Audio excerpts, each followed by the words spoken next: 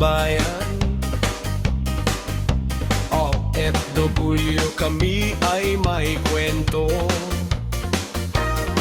Mga lutuin namin dito sa lungsod ng San Pablo. Tunay naman pinagdadayo.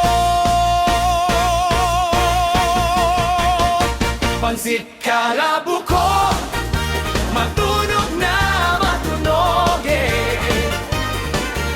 laman ng mga balita sa TV at sa diaryo. Plansado lamang lupa at tinaktak na langgonisa. Pagkain kakaiba at natatangi ang lasa. Mula Zamboanga, Masbate, Ilocos hanggang Mindoro,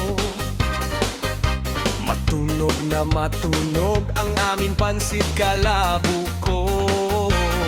Saling lutuin, Minana, Panik, Kusinero, de Bukid sa Lola. Kaya naman sa mga exhibits, ito'y laging bida. Pansit Kalabuko, matunog na matunog laman ng mga balita sa TV at sa diaryo. Plansado lamang lupa at tinaktak na langgonisa. Pagkain kakaiba at natatangi ang lasa. Aking kababayan, sa inyo ay nagsusumamo. Inip kong puso, wag hayayang ito'y malumong. Akagin ang pamilya nyo at kumain sa San Pablo. Babalikan sa sarap ang luto ng kusinero.